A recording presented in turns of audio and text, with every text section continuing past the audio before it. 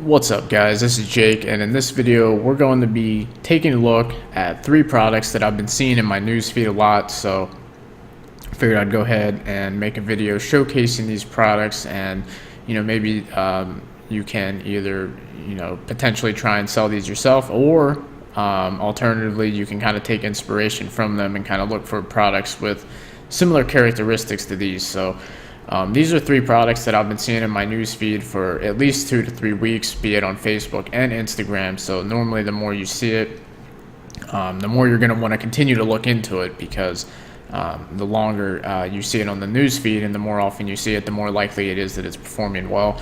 So the first part of this video, we're going to be taking a look at these 3 products, and then the second part of the video, I'm just going to briefly go over the product characteristics that I like to use and look for when I am narrowing down products to go ahead and decide to create a store around. So this first product here is going to be this vacuum attachment right here.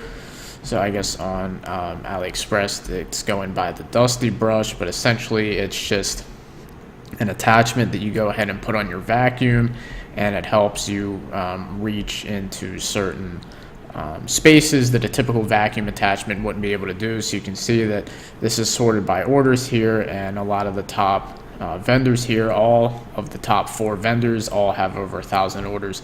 So that's a pretty good sign. So this product's probably selling pretty well right now.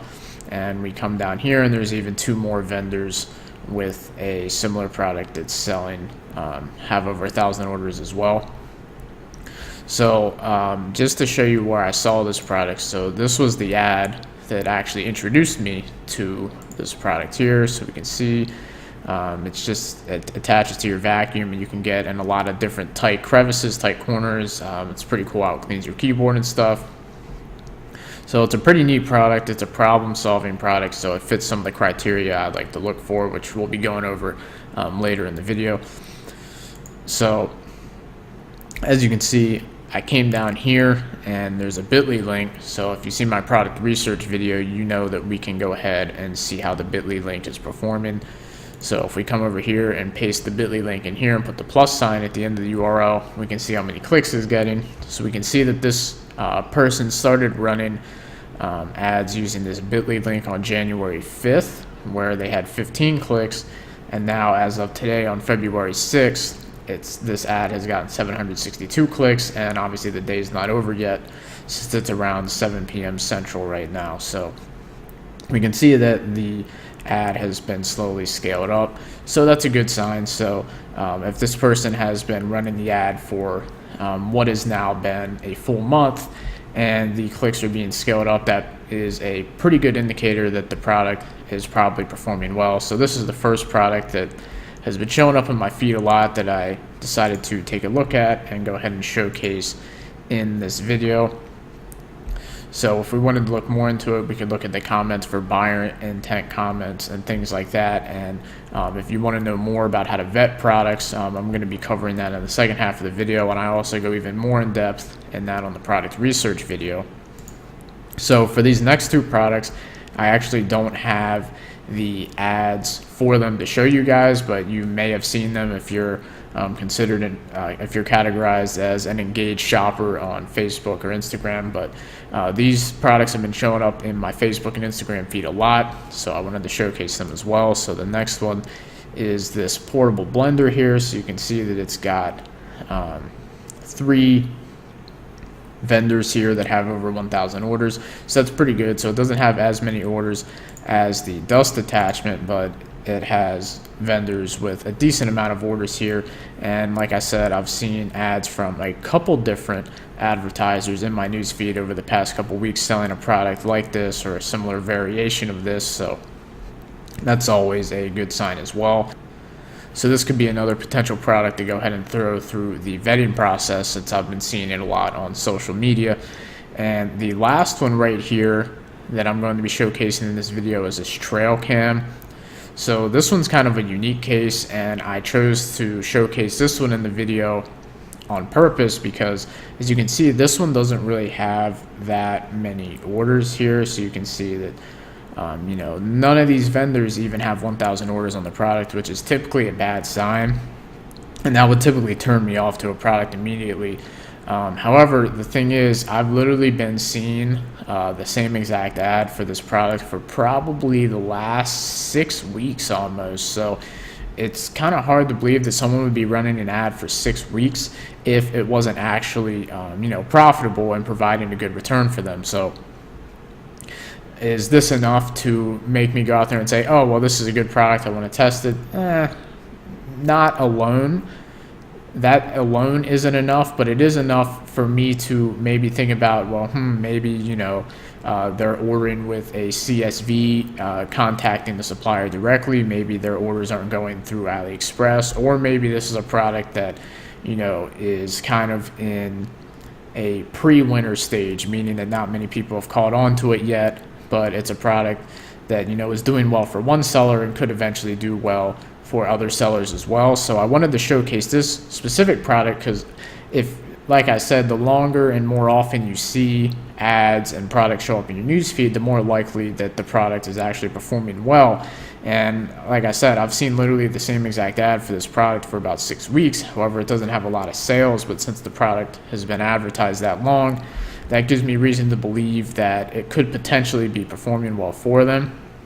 So with that being the case, I would go ahead and consider running this through the vetting process and possibly considering creating a store around it. However, I would definitely be a lot more hesitant with a product like this that is a lot harder to prove versus like a product like this, which is, definitely proven to be selling. So, this one would be a lot higher of a risk, but you could potentially get in on a trend before it even starts to take off a lot. So, getting in before the big spike might be a good thing, but there might not be a big spike at all. So there's definitely a lot more risk, which is why I wanted to showcase this product as well. So those are 3 products that I've been seeing in my newsfeed a lot. So I just wanted to go ahead and show you guys that and briefly talk about each one. Now I'm going to go ahead and show you a product characteristic checklist that I like to use when I'm doing product research. So if you haven't seen my product research video, I will link that in the description down below. It's almost an hour-long video on product research showing you all the product research methods and everything I use when looking for new products to create single product stores around. However, in this video, I will briefly go over the characteristics that I look for in products if you haven't seen that video. So we can see here that these are the product characteristics that I like to look for. So the first thing is high demand. So normally I do like it when the product has over 1,000 orders from multiple vendors on AliExpress. So you can see that the dust vacuum attachment met this requirement, and so did the portable blender, but the trail cam did not. And this is something that I do weight very heavily in my decision making, which is why, in my eyes, the trail cam would be, a huge risk, but it could potentially be a huge reward as well if, it's just that one seller that's selling it and it's doing really well for them. So, it's definitely a little risk reward you have to balance out, how much testing budget you have and stuff like that. And another way that you can go ahead and determine high demand is to check its Google trend. So we could go ahead and throw these 3 products into Google Trends, and we could see whether it's a positive, negative, or neutral trend, and that also factors into determining the demand as well. And the next thing I like to look at is price. So when it comes to profit margin, I like to have a 3x profit margin or at least a $15 profit margin, but preferably both. And then the optimal selling price for like Facebook ads and social media is usually going to be in between $20 to $60. Products selling for less than $20 is usually going to be hard to get purchases cheap enough to justify actually continuing to run the campaign, because your profit margins are going to be so slim. And products above $60, it's going to be really hard to get people to go out there and impulse buy a product that's, $100. They're not really going to be scrolling through their Facebook feed and just be like, oh, this product's $100, I'm just going to buy it instantly. It's going to take a little bit more to sell them that. So that's why I think the sweet spot for these impulse buy products off social media is going to be between $20 and $60. So that's what I look for in regards to price. And then the next thing I look for is a unique product. So I want the product to preferably solve a problem. So you don't want it to be something really bland, like a boring product like an iPhone case or like just a normal like bracelet or something like that. I normally prefer products that solve a problem. So an easy example could be like beauty products, so like acne masks and things like that, something that the consumer purchases to fix something, fix an issue that they're having. That's going to be a lot easier to sell than let's say a luxury. So like selling them a watch is like a luxury, but it doesn't really solve a problem. I mean, you could say, oh, well, don't know what time it is. Well, everyone has a phone nowadays, so no one buys watches to know what time it is. So it doesn't really solve a problem anymore. It's just more of a luxury. And it's not that luxury products can't be sold, but they're a lot harder to be sold. So I like to stick with products that solve a problem.